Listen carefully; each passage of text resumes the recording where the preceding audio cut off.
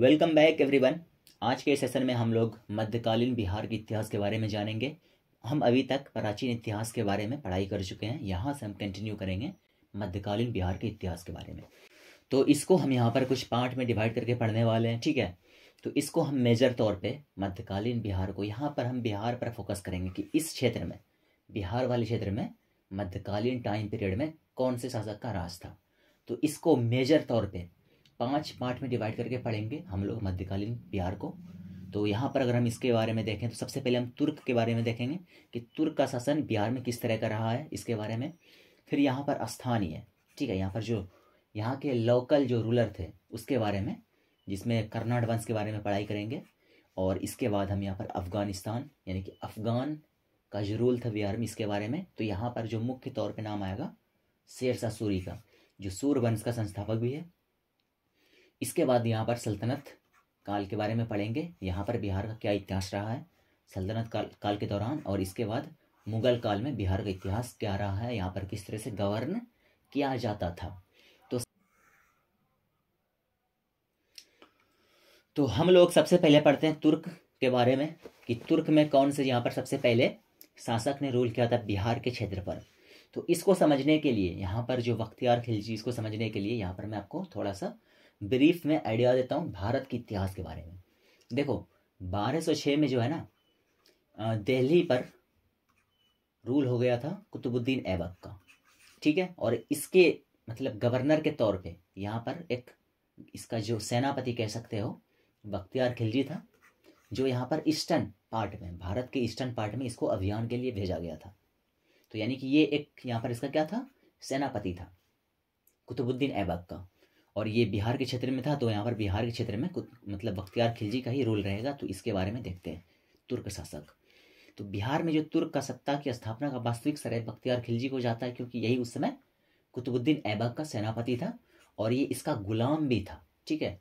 गुलाम यानी कि स्लेव का यहाँ पर बात कर रहे हैं। अब यहाँ पर गुलाम का मतलब ये नहीं होता, यहाँ पर गुलाम का मतलब उस समय बहुत बड़े बड़े पद पर रहा करते थे, ठीक है। यानी कि जो लॉयल है सबसे, वो गुलाम ही हुआ करते थे उस समय के दौर में।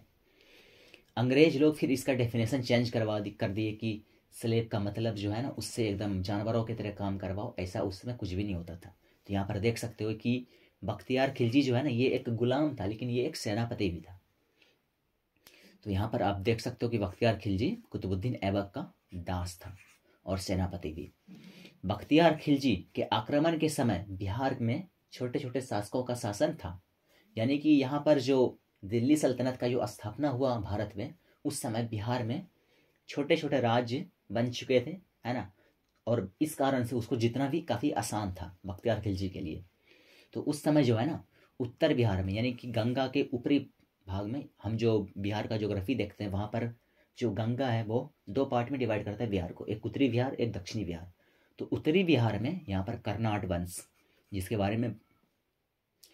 बारे में हम लोग अभी देखेंगे भी, ठीक है। तो कर्नाड वंश का शासन था। और बख्तियार खिलजी का जो पहला महत्वपूर्ण सफलता थी, ये ओदंतपुरी बिहार, जो कहाँ पर है, बिहार शरीफ। इसका पुराना नाम ओदंतपुरी था और उसका नाम बिहार शरीफ बाद में रखा गया। इसको यहाँ पर 1198 में जीत लिया था, ठीक है। ये कहाँ पर है, ये बिहार के दक्षिणी पार्ट में यानी गंगा के दक्षिण में है। बख्तियार खिलजी ने ओदंतपुरी को जीतने के साथ नालंदा विक्रमशिला विश्वविद्यालय को भी नष्ट कर दिया था, ठीक है। इसके बारे में आप जानते होंगे कि नालंदा में दुनिया का सबसे बड़ा यूनिवर्सिटी उस समय था, उसके बाद विक्रमशिला का था। और ये दोनों को यहाँ पर नष्ट करने वाले शासक की बात करें तो यहाँ पर बख्तियार खिलजी है, ठीक है। ये बेसिकली शासक नहीं था, भारत पर रूल इसका नहीं था, ये बस एक गवर्नर था, लेकिन अपने आप को दिल्ली सल्तनत से अलग करके जो है ना, ये खुद से रूल शुरू कर दिया था। बाद में फिर ये हट जाएगा। तो कुछ इस तरह का यहाँ पर इसका जो है ना, यहाँ पर देख सकते हो इन विश्वविद्यालयों में उसने आग लगवा दिया था। इसके पीछे कई सारे कहानियां हैं, वो कहानी उतना ऑथेंटिकेटेड नहीं, इसलिए उसको हम यहाँ पर चर्चा नहीं करें। लेकिन ये यहाँ पर ऑथेंटिकेटेड है कि ये सारे कांड इसने किए हुए थे। अब यहाँ पर आगे देखते हैं कुछ और इसके बारे में। इसके बाद देखेंगे कर्नाड वंश के बारे में, जो उत्तर में है, बिहार के उत्तरी पार्ट में। तो उसने 1203 से लेकर 4 के बीच में, ठीक है, 1203 और 4 के बीच में ईस्वी में नदिया बंगाल पर चढ़ाई की, जो सेन वंश की राजधानी थी, है ना। यहाँ पर देख सकते हो नदिया बंगाल वाला क्षेत्र है यहाँ पर। उस समय सेन वंश का शासक लक्ष्मण सेन था। तो इस तरह से ये यहाँ पर अपने अभियानों को चलाता जा रहा था और बिहार और बंगाल वाले क्षेत्र में अपना आधिपत्य जमाते जा रहा था। लक्ष्मण सेन बिना लड़े ही डर के भाग गया था उस समय, है ना, क्योंकि यहाँ पर काफ़ी यहाँ पर इसका सैनिक बख्तियार खिलजी का पावरफुल था, तो इस डर से ये भाग गए थे। और ये कहानी जो है ना, ये 1200 जो है ना 6 के पहले का है। अभी तक कुतुबुद्दीन ऐबक जो है भारत का सुल्तान नहीं बना हुआ है, क्योंकि 1206 में यहाँ पर दिल्ली सल्तनत का इस्टेब्लिशमेंट होगा। तो आप इसको भी ध्यान में रखना। 1203 से 4 के बीच में बख्तियार जो खिलजी थे, इसने इस क्षेत्र पर अधिकार कर लखनौती को अपना राजधानी बनाया। तो लखनौती उस समय बख्तियार खिलजी का राजधानी था। और उसके बाद यहाँ पर बख्तियार खिलजी का जो हत्या है उसी के एक अधिकारी अली मर्दान ने कर दी थी, ठीक है। और उसके शव को बिहार शरीफ के इमादपुर में दफनाया गया। तो बिहार शरीफ किसके लिए फेमस है? बख्तियार खिलजी के लिए। और बख्तियारपुर भी एक जगह नाम है, ये भी इसी के नाम पर है। तो बिहार शरीफ में इसका मकबरा कह सकते हो, किसका? बख्तियार खिलजी का। तो ये क्वेश्चन भी बनते कभी कभी कि बख्तियार खिलजी का मकबरा कहाँ पर है बिहार में, बिहार के एग्जाम में। तो यहाँ पर बिहार शरीफ आपका आंसर हो जाएगा। आगे चलते हैं। यहाँ पर बख्तियार खिलजी के बारे में हम लोग पढ़ लिए। इसके बाद देखते हैं यहाँ पर जो लोकल जो भारत बिहार के उत्तर में स्थित था कर्नाड वंश, उसके बारे में देख लेते हैं। तो कर्नाड वंश के बारे में देखते हैं। तो यहाँ पर देखो, आपको पता होगा कि ये जो बिहार का जो ये गंगा से ऊपर का क्षेत्र है, ये वाला, यहाँ पर मिथिला कल्चर है। तो मिथिला के कर्नाड वंश यहाँ पर इसलिए लिखा हुआ है। पाल वंश के पतन के दौर में तिरहुत मिथिला क्षेत्र में कर्नाड वंश का उदय हुआ था। आपको पता होगा कि हम जब एंशियंट बिहार पढ़ रहे थे, प्राचीन बिहार, तो वहाँ पर जो आखिरी वंश हम लोग पढ़े थे वो पढ़े थे पाल वंश के बारे में, ठीक है। तो पाल वंश के पतन के बाद ही यहाँ पर बिहार के उत्तर में यहाँ पर जो है ना कर्नाड वंश की स्थापना हुई थी। और नीचे में कई सारे छोटे छोटे जो लैंड लॉर्ड या कह सकते हो उस समय छोटे छोटे राज्य यहाँ पर उभर के आए थे। तो उसको जितना काफ़ी आसान था। लेकिन यहाँ पर बाद में कर्नाड वंश का भी अंत होगा, किस तरह से होगा इसको देख लेंगे। और कर्नाड वंश के संस्थापक नान्यदेव थे उस समय। कर्नाड वंश की राजधानी सिमरावगढ़, जो वर्तमान में नेपाल में पड़ता है अभी, तो यानी कि बिहार से लेकर नेपाल के कुछ क्षेत्र में भी फैला हुआ था। बख्तियार खिलजी के बिहार अभियान के समय कर्नाट यहाँ पर इसके शासक थे नरसिंह देव ने उसे नजराना भेंट देकर सहयोग किया था, है ना। यानी कि यहाँ पर एक तरह से कह सकते हो कि गठबंधन कर लिए थे दोनों ने कि मेरे साम्राज्य पर आक्रमण मत करना, हम आपका यहाँ पर सपोर्ट करेंगे। क्योंकि यहाँ पर कर्नाड वंश का सेन वंश से भी संघर्ष चलता आ रहा था, है ना। आपको पता होगा सेन वंश जो बंगाल वाले क्षेत्र में थे, इसको जीतने में यहाँ पर कर्नाड वंश ने खिलजी का, बख्तियार खिलजी का यहाँ पर सहायता किया था, क्योंकि आपस में ये दोनों लड़ते रहते थे। तो यहाँ पर इसको मौका मिल गया था। तो इसके आगे देखो क्या होता है। दिल्ली सल्तनत के सुल्तान के साथ कर्नाड वंश का संबंध नजराना एवं भेंट का था। यहाँ पर क्या था ना कि ये अपने तरफ से कुछ यहाँ पर टैक्सेस पहुँचा दिया करते थे। लेकिन उसके बाद कुछ समय बाद जब तुगलक वंश का स्थापना होगा दिल्ली सल्तनत पर, तो उस समय गयासुद्दीन तुगलक ने अपने बंगाल अभियान 1324-25 के क्रम में कर्नाट क्षेत्र पर विजय प्राप्त कर लिया था। तो यानी कि अब जो है ना 1324-25 में कर्नाट वंश को दिल्ली सल्तनत में मिला लिया गया था। इससे पहले जो है ना ये एक इंडिपेंडेंट राज्य तो था, लेकिन साथ ही साथ इसको टैक्स के रूप में कुछ सालाना पैसा या फिर कुछ भी कह लो पहुंचाया करते थे दिल्ली सल्तनत को। लेकिन अब ये जो है ना ऐसा कुछ नहीं करेंगे, क्योंकि ये पार्ट हो गए दिल्ली सल्तनत के। गयासुद्दीन के अभियान के समय कर्नाड वंश का शासक हरि सिंह देव था उस समय। हरि सिंह देव 1279 से लेकर 1335 यहाँ पर समाज सुधारक भी था एक। हरि सिंह इस वंश का अंतिम शासक था। उसके समय पंजी प्रबंध का विकास हुआ था। पंजी प्रबंध का विकास हुआ था। तो यहाँ पर ये था कर्नाट वंश का अंत। अब इसके बाद यहाँ पर सल्तनत काल में देखते हैं बिहार। देखो इस समय भी जो है ना सल्तनत काल ही चल रहा था, लेकिन सल्तनत काल चल रहा था बाकी क्षेत्र पर, लेकिन बिहार में जो है ना वहाँ पर जैसे कर्नाड वंश का शासन था, इस तरह से यहाँ पर कुछ पैरेलल में राज्य रूल कर रहे थे। तो अब क्या होगा ना कि बिहार पार्ट बन गया किसका? दिल्ली सल्तनत का। तो अब हम इसको दिल्ली सल्तनत के अंदर में ही पढ़ेंगे कि कौन कौन से शासक यहाँ पर रूल करते हैं। तो देखते हैं इसके बारे में। दिल्ली के सुल्तान एवं बंगाल शासकों के बीच निरंतर होने वाले संघर्ष में बिहार लंबे समय तक युद्ध का अखाड़ा बना रहा। तो यहाँ पर आप देख सकते हो कि दिल्ली का जो सुल्तान था उस समय तुगलक वंश में गयासुद्दीन तुगलक, और जो बंगाल के लोकल रूलर थे, यानी कि जब जब बख्तियार खिलजी ने बंगाल को विजय प्राप्त किया था बंगाल पर, उसके बाद फिर उसके वंशज वहाँ पर रूल कर रहे थे। तो उसके बाद जो पैरेलल में आपस में लड़ाई चलते हैं बिहार बंगाल के बीच में, तो बिहार में ही लड़ाई चलता है, इसलिए इसको अखाड़ा यहाँ पर कहा जाता है उस समय।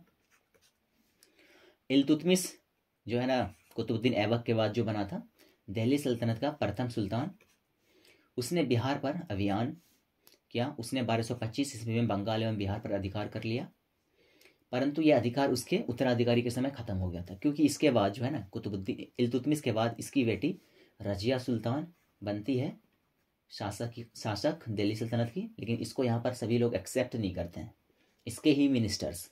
तो यहाँ पर जो है ना कुछ आपस में ही लड़ते हैं, जिस दौरान यहाँ पर ये सारे एरिया इसके हाथ से निकल भी जाता है। तुगलक काल में बिहार पर सुल्तानों का वास्तविक नियंत्रण हुआ था। इससे पहले क्या था कि इल्तुतमिश के समय तो था इसका पार्ट, लेकिन बाद में खत्म हो गया। फिर यहाँ पर गयासुद्दीन तुगलक ने कर्नाट वंश का अंत ही कर दिया था, जिसके बारे में हम वहाँ पर आगे चर्चा भी कर चुके हैं। 1324-25 में गयासुद्दीन तुगलक ने कर्नाट क्षेत्र पर विजय प्राप्त की, जो हम पहले भी चर्चा किए थे। फिरोज शाह तुगलक ने अपने बंगाल अभियान जो कब किया था 1359 में, इस समय पर बिहार में आए थे फिरोज शाह तुगलक, जिसमें पटना गया और उसके अभिलेख प्राप्त हुए, है ना। यहीं से इसके बारे में जो है ना कि अभियान किया था फिरोज शाह तुगलक ने, ये हमको इस अभिलेख से यहाँ पर पता चलता है। राजगीर के जैन मंदिर के अभिलेखों में उसके द्वारा अनुदान देने का प्रमाण मिलता है। ठीक है, यहाँ पर अनुदान जो है ना देने का भी प्रमाण मिलता है। तो आपको ध्यान में रखना है कि फिरोज शाह तुगलक एक अच्छा शासक था अपने टाइम पर। इसने काफ़ी सारे डेवलपमेंट के काम भी किए हुए हैं, जो हम पढ़ते हैं भारत के इतिहास में। चूंकि यहाँ पर हम बिहार पर फोकस कर रहे हैं, तो इसीलिए हम यहाँ पर फिरोज शाह तुगलक के बारे में ज़्यादा कुछ यहाँ पर पढ़ नहीं रहे। अब इसके आगे अगर हम देखें तो तुगलक काल में बिहार की राजधानी बिहार शरीफ थी। इसको जीतने वाले का नाम क्या था? बख्तियार खिलजी। उस समय उसी ने इसका नाम रखा था बिहार शरीफ। उस काल में बिहार शरीफ का नगर बौद्ध धर्म का प्रमुख केंद्र था। बिहार शरीफ में बौद्ध धर्म का काफ़ी प्रचलन था उस समय। तुगलक काल में बिहार के प्रशासकों में सबसे महत्वपूर्ण नाम मलिक इब्राहिम था। ठीक है, मलिक इब्राहिम, जो मलिक बयां कहलाते थे। इसका मकबरा बिहार शरीफ के पहाड़ियों में मिलता है। ठीक है, बिहार शरीफ में जो पहाड़ी है वहाँ पर स्थित है मकबरा इसका मलिक इब्राहिम का। तो ये काफ़ी इंपॉर्टेंट था तुगलक काल में, है ना। यानी कि एक तरह से कह सकते हो कि तुगलक काल में जो भी शासक था उसके रिप्रेजेंटेटिव बिहार में यहाँ पर मलिक इब्राहिम थे। 13वीं सदी के मध्य में मिनहाज की रचना तबकाते नासरी, यहाँ पर एक बुक का नाम है मिनहाज एक राइटर थे, है ना, एक तरह से कह सकते हो साहित्यकार थे। तो बिहार का नाम सबसे पहले यहाँ पर मेंशन करता है अपनी किताब में, और इसके बारे में ये मध्यकालीन के बारे में बात कर रहे हैं, क्योंकि इससे पहले बिहार इसका नाम नहीं था एंशिएंट में। यहाँ पर बिहार इसका नाम क्यों पड़ा है? क्योंकि यहाँ पर जो है ना विहार जो होता है, विहार जो बौद्ध धर्म का धार्मिक स्थल होता है, उसी के नाम पर इसका विहार नाम रखा है। तो यहाँ पर इसका वो सबसे पहले मिनहाज ने अपने किताब जो यहाँ पर तबकाते नासरी है, इसमें सबसे पहले इसका उल्लेख मिलता है। अब हम लोग डिस्कस करते हैं अफगान का बिहार में किस तरह का शासन रहा था इसके बारे में। तो यहाँ पर जो लोधी डायनेस्टी था ना, ये भी दिल्ली सल्तनत का ही पार्ट था। आप सभी को पता होना चाहिए कि दिल्ली में जो दिल्ली सल्तनत था, ठीक है, इसकी जो सबसे पहले मतलब वंश थे या फिर डायनेस्टी, सबसे पहले सलेब डायनेस्टी था। ठीक है, यानी गुलाम वंश, इसके बाद यहाँ पर आएगा खिलजी वंश, इसके बाद तुगलक, इसके बाद सैयद, फिर लोधी, है ना। लोधी सबसे आखिरी यहाँ पर वंश है, और इसके बाद यहाँ पर मुगल का स्थापना होगा। तो इसीलिए यहाँ पर जो लोधी है ना, ये आखिरी वंश है। तो सिकंदर लोधी यहाँ पर देखो 1495 से लेकर 96 के बीच में दरिया खान नोहानी को बिहार का प्रशासक राज्यपाल नियुक्त किया, है ना। यहाँ पर इस नाम को आप ध्यान में रखना, दरिया खान नोहानी। काफ़ी इंपॉर्टेंट है सिकंदर लोदी के टाइम पर। देखो बहलोल लोदी ने स्थापना किया था लोदी वंश का, लेकिन सिकंदर लोदी काफ़ी मेजर यहाँ के रूलर थे लोदी वंश के। तो इसी के टाइम पर 1495-96 में दरिया खान नूहानी को बिहार का एक तरह से कह सकते हो गवर्नर, है ना, राज्यपाल नियुक्त किया। इब्राहिम लोदी की मृत्यु के बाद दरिया खान नूहानी का पुत्र बहार खान नूहानी ने स्वतंत्र सत्ता की घोषणा कर दी। यहाँ पर जैसे यहाँ पर इसका मौत होता है सिकंदर लोदी का, इसके बाद आपस में लड़ते हैं कुछ समय तक, फिर इसके बाद आएगा इब्राहिम लोदी, इसका जो उत्तराधिकारी होगा। उस समय तक जो है ना बिहार के क्षेत्र में बहार खान नूहानी ने अपने आप को स्वतंत्र घोषित कर दिया था। दूसरी ओर अफगान शासक महमूद लोदी बाबर से बचने के लिए बिहार आया। अब इसके पीछे क्या कहानी है, जब यहाँ पर बाबर वर्सेस, ठीक है, बाबर वर्सेस यहाँ पर इब्राहिम लोदी होगा युद्ध पानीपत के पहले युद्ध में, तो वहाँ पर जो है ना जब बाबर जीत जाता है तो यहाँ पर महमूद लोदी जो यहाँ पर लोदी वंश का ही एक कह सकते हो प्रिंस उस समय का था, भाग के यहाँ पर बिहार के क्षेत्र में आता है बाबर से बचने के लिए। बाबर ने यहाँ पर देख सकते 1529 में घाघरा के युद्ध में बिहार के इन अफगान को पराजित कर दिया था। ये कई सारे युद्ध लड़ते हैं, ठीक है। तो घाघरा का जो युद्ध हुआ था ना, जैसे कि चंदेरी, खानवा, पानीपत, घाघरा, ये 4 युद्ध मेजर युद्ध थे। यहाँ पर घाघरा के युद्ध अफगान से लड़े थे, तो यहाँ पर अफगान को पराजित करता है। तो यहाँ पर देख सकते हो घाघरा युद्ध के बाद बिहार में शेरशाह सूरी के नेतृत्व में पुनः अफगानों का उदय होता है। इस युद्ध के बाद यहाँ पर जो नूहानी वंश है, नूहानी वंश तो नहीं कहेंगे लेकिन यहाँ पर कह सकते हो इसको एक तरह से, जो गवर्नर थे उस समय, जो रूलर थे, वो जब खत्म हो जाते हैं, यहाँ पर अफगान हार जाते हैं, तो उस समय एक अफगान था शेरशाह सूरी, जिसको सासाराम का जो है ना, इसके पिताजी को सासाराम का जागीरदारी मिला हुआ था। तो यहाँ पर शेरशाह सूरी के नेतृत्व में पुनः यहाँ पर फिर से अफगान का उदय होता है। तो उसके बारे में देखते हैं। शेरशाह सूरी काफ़ी इंपॉर्टेंट फिगर है हमारे बिहार के पर्सपेक्टिव से। तो हम फोकस करेंगे अब शेरशाह सूरी पर। शेरशाह सूरी के बारे में जानते हैं। शेरशाह सूरी का जन्म 1486 ईस्वी में हुआ था। सबसे पहला पॉइंट, इसके पिता का नाम हसन खान था जो जागीरदार था सासाराम का। यहाँ पर देख सकते हो शेरशाह सूरी के बचपन का नाम फरीद खान था। जब ये पढ़ाई के दौरान भी गए थे तो उस समय फरीद खान था, लेकिन बाद में इसका नाम शेरशाह सूरी पड़ेगा। किस तरह से पड़ेगा इसको भी देखेंगे। यहाँ पर देखो बहार खान नूहानी ने फरीद खान को शेर खां की उपाधि से नवाया था, क्योंकि ये काफ़ी बहादुर था। एक तो पढ़े लिखे थे ये काफ़ी, है ना, ये बचपन में ही चले गए थे पढ़ने के लिए, तो ये काफ़ी पढ़े लिखे थे और साथ ही साथ बहादुर भी थे। इसीलिए इसको यहाँ पर शेर खान की उपाधि बहार खान नूहानी ने दिया था।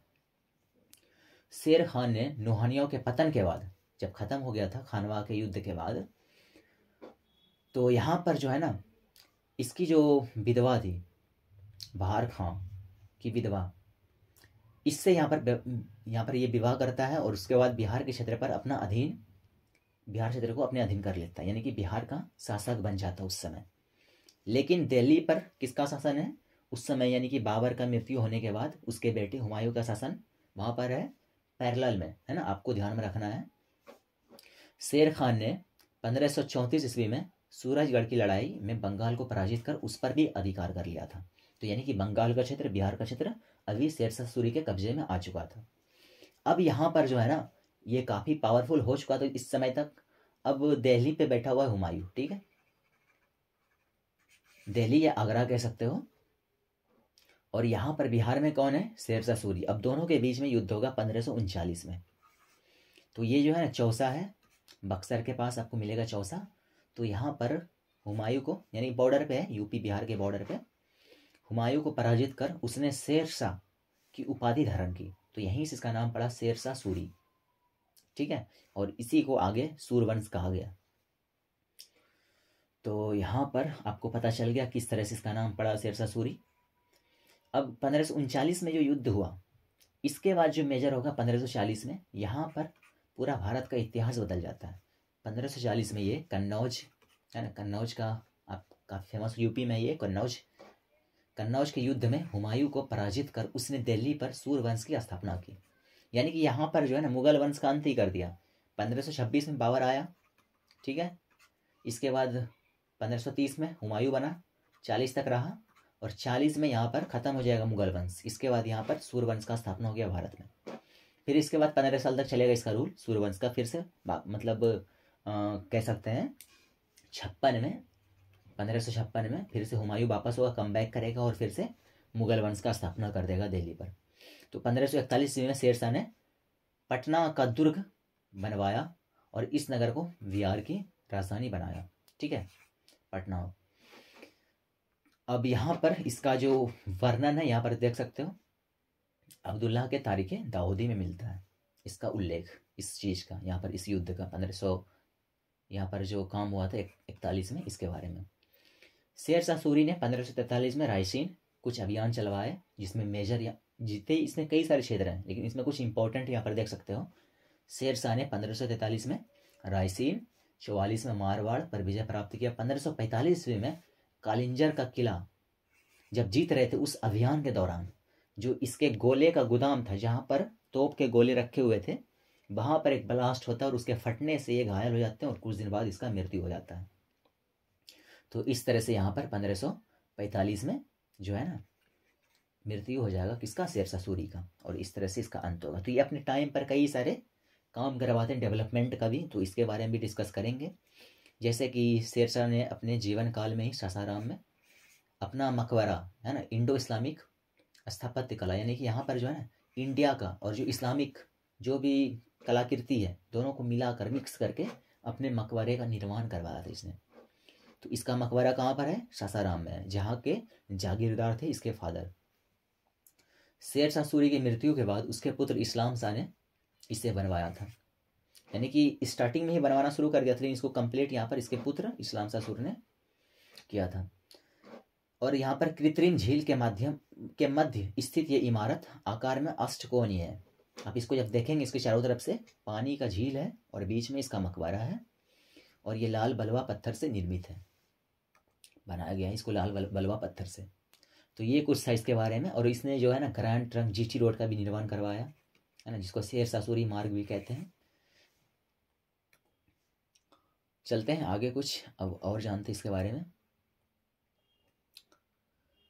शेरशाह ने बिहार में रोहतास किला इसका भी निर्माण करवाया। शेरशाह ने जब्ती प्रणाली, जिसको आगे चलकर अकबर भी फॉलो करेगा। जब्ती प्रणाली में क्या था ना कि भूमि को मेजर करके, यानी कि भूमि को माप करके उसके आधार पर वहां पर लगान लगाया जाएगा। लगान का मतलब टैक्स, जैसे कि अभी भी जीएसटी लगता है उस तरह उस समय जो भी आप फसल उगाएंगे उस पर कुछ परसेंट आपको राजा को देना पड़ेगा, उस तरह का टैक्स यहाँ पर नापने के बाद, मेजर करने के बाद जमीन को, भूमि को, ये सब प्रणाली यहाँ पर शुरू किया। और देखो ये जो अभी गज का यूज करते हैं ना, जिससे मीटर होता है, उस तरह से गज जो मेजरमेंट जो नापते हैं लंबाई को, तो उसको जो है ना सिकंदर लोदी ने शुरू करवाया था, इसीलिए उसका नाम उस समय था सिकंदर गज। तो इसको जो है ना बाद में अकबर ने भी अपनाया और इसको कंटिन्यू रखा था, क्योंकि ये काफ़ी उस समय के हिसाब से काफ़ी डेवलपमेंट का काम था, काफ़ी बेहतर काम था। शेरशाह का शासन सुव्यवस्थित शासन प्रणाली के लिए प्रसिद्ध है, क्योंकि इसके टाइम पर सारे चीज़ काफ़ी सिस्टमेटिक वे में थे, क्राइम्स काफ़ी कम थे, जगह जगह पर रहने के लिए, है ना, जैसे कि एक तरह से कह सकते हो आश्रम टाइप का। जैसे कि आप कहीं जा रहे हो तो आपको बीच में रेस्ट करना है, तो रेस्ट करने के लिए कई सारे, उसको बोलते थे उस समय सराय का निर्माण करवाया इसने अपने टाइम पर। उसने अपने टाइम पर संचार व्यवस्था, डाक व्यवस्था, सैन्य व्यवस्था में रिफॉर्म लाया, राजस्व व्यवस्था, ठीक है, टैक्सेशन का सिस्टम बढ़िया होना चाहिए, व्यापार सुधार किए। इन सभी क्षेत्र में काफ़ी बढ़िया काम किया इसने पूरे भारत में, कह सकते हो। शेरशाह के बाद है ना, इसके बाद इसका पुत्र जलाल खान, जिसको इस्लाम शाह की उपाधि इसने ली थी बाद में, ये गद्दी पर बैठेगा। और बाद में सूर्यवंश 3 भाग में बट गया। 1555 में मच्छीवाड़ा और सरहिंद के युद्ध में हुमायूं ने सिकंदर सूर को पराजित कर सूर्यवंश का अंत कर दिया था। इसके बाद इसी के जस्ट बाद पानीपत का दूसरा युद्ध होगा, जिसमें हेमू जो है ना सूर्यवंश की तरफ से लड़ाई कर रहा था, सेनापति था, यानी कि हेमू जो था ना, वो जब इसको हम भारत का इतिहास पढ़ेंगे वहाँ पर इसको अच्छे से डिस्कस करते हैं। तो आप बेसिक यहाँ पर कहानी जान लो कि वो उस समय काफ़ी छोटे, यानी कि एक कह सकते मेरिट के बेसिस पर उतने ऊपर लेवल पे आए थे, ठीक है। तो यानी कि इस तरफ से हेमू लड़ रहे थे और उस तरफ से अकबर जो था ना, अकबर का जो सेनापति बैरम खान था वो लड़ाई कर रहा था और उसमें पानीपत के दूसरे युद्ध में हेमू पराजित होगा और मुगल वंश का स्थापना फिर से हो जाएगा। तो फिर चलते हैं आगे। इस तरह से सूर्यवंश का अंत हो गया। अब यहाँ पर मुगल वंश के बारे में देखते हैं, मुगल वंश किस तरह से यहाँ पर रूल करेगा इसके बारे में।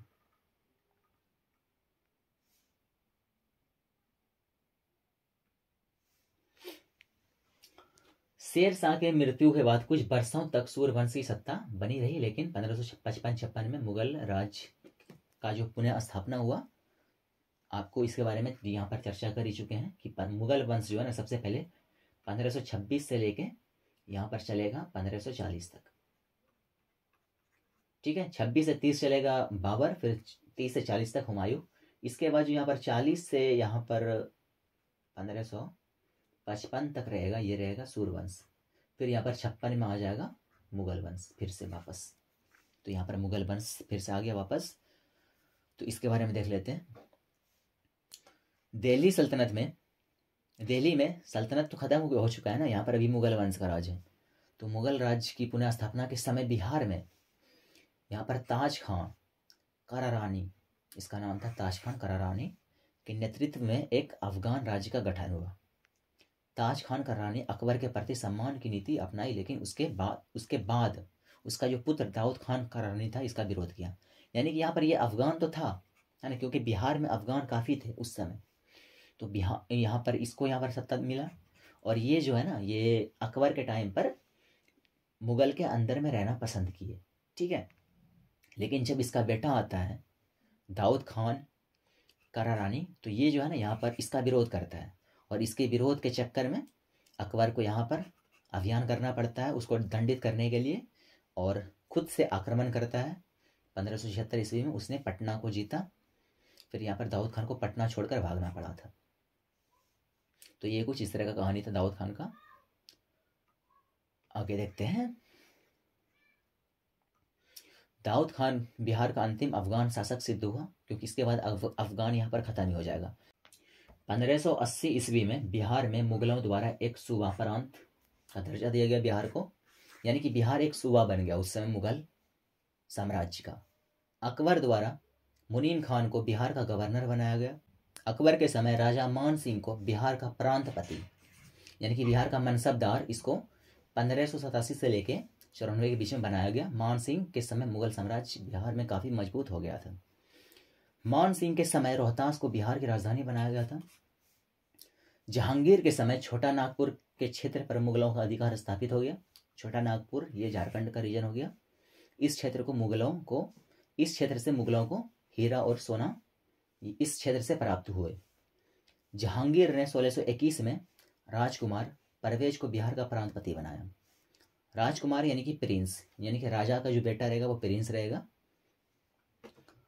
तो इस तरह से यहाँ पर अब एक प्रथा शुरू हो जाएगा कि बिहार में प्रिंस ही वहाँ का जो है ना शासक बनेगा, जो रहेगा राजा के अधीन। तो यहाँ पर देखिए इसके बारे में 1621 में राजकुमार परवेज इसका नाम था, जो बिहार का प्रांतपति बनाया गया। इसके बाद यह पद केवल राजकुमारों को ही दिया जाने लगा। राजकुमार यानी कि जो राजा के खानदान से बिलोंग करते हैं, उसके परिवार से। औरंगजेब के समय इसने अपने प्रिय पुत्र राजकुमार अजीम, है ना, प्रिंस अजीम को 1702 ईस्वी में बिहार का प्रांतपति यानी कि सूबेदार नियुक्त किया। अजीम ने पटना का नाम अजीमाबाद कर उसका जो है ना सुंदरीकरण किया, यानी कि सौंदर्यीकरण उसका कराया, यानी कि उसको और डेवलप करा, उसको और खूबसूरत बनाया पटना को। और उस समय पटना का नाम क्या था? अजीमाबाद। तो ये भी इम्पोर्टेंट क्वेश्चन बनता है कि अजीमाबाद किस शासक ने करवाया था नाम पटना का? तो अजीम ने।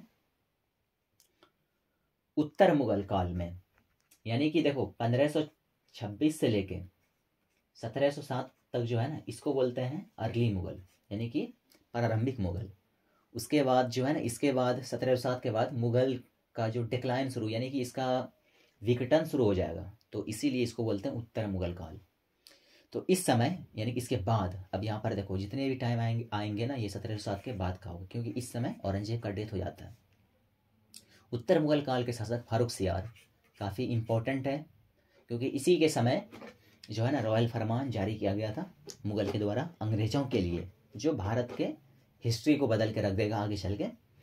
1713 ईस्वी में पटना में अपना औपचारिक राज्य अभिषेक कराया, क्योंकि उस समय जो है ना कुछ यहाँ पर उथल पुथल चल रहे थे, दिल्ली पर किसी और का शासन था, यहाँ पर ये अपना राज्य अभिषेक करवाते हैं और उसके बाद फिर गद्दी पर ये बैठ जाएंगे। तो वह पहला मुगल सम्राट था जिसका राज्य अभिषेक बिहार में हुआ था। ठीक है, तो बिहार में अपना राज्य अभिषेक करने वाला पहला मुगल शासक कौन था? फारूक सियार। शाह आलम द्वितीय का भी विधिवत राज्य अभिषेक 1761 ईस्वी में पटना में हुआ था। तो यहाँ पर सेकंड कौन हो जाएगा? शाह आलम सेकंड, जिसके टाइम पर बक्सर का युद्ध होता है। बक्सर का युद्ध अंग्रेज और यहाँ पर अवध के बीच में हुआ था, काफ़ी इंपॉर्टेंट है। अवध के साइड से बंगाल के भी नवाब थे और यहाँ पर शाह आलम भी थे, तो इसको उस समय पढ़ेंगे।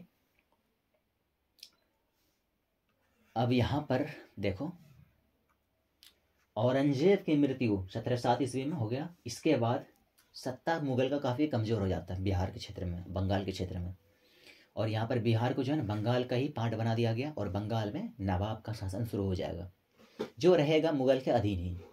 जैसे यहाँ पर देखो, सबसे पहले मुर्शिद कुली खान 1727 ईस्वी तक बिहार, बंगाल, उड़ीसा का सूबेदार रहा। यानी कि यहाँ पर तीनों को एक कर दिया गया है, बंगाल, बिहार और उड़ीसा। बिहार में झारखंड भी है। उसके बाद यहाँ पर सरफराज खान नवाब बना। अली वर्दी खान ने गिरिया के युद्ध में 1740 ईस्वी में सरफराज खान को पराजित कर बंगाल का नवाब बन गया, है ना।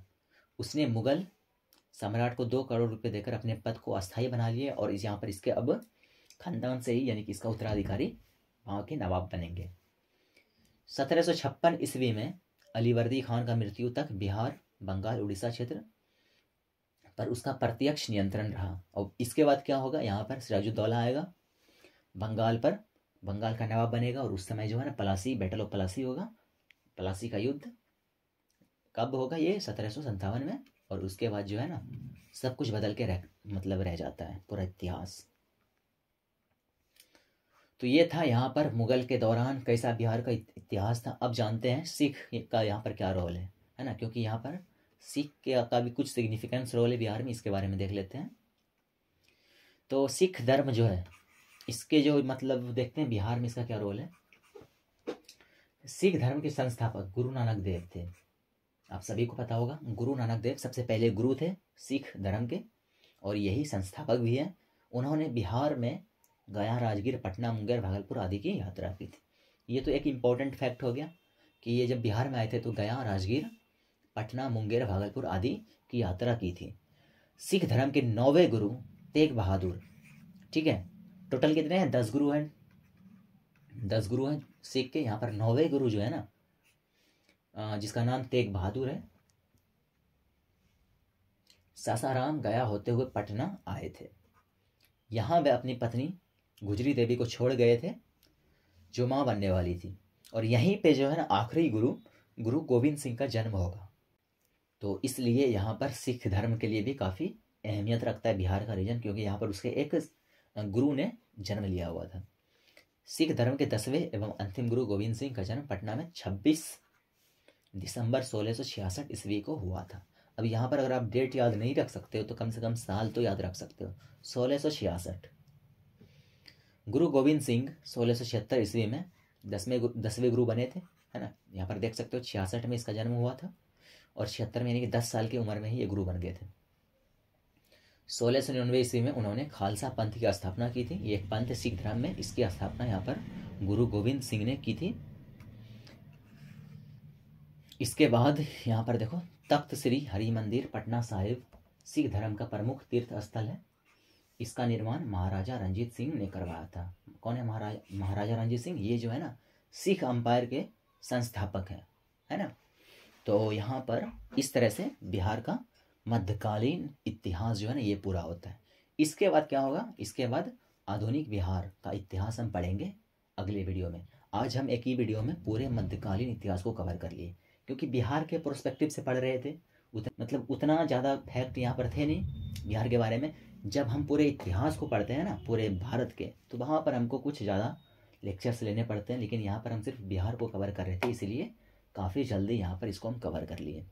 तो आज के सेशन को हम यहीं पर फिनिश करेंगे, फिर मिलेंगे अगले सेशन में आधुनिक बिहार के इतिहास को लेकर।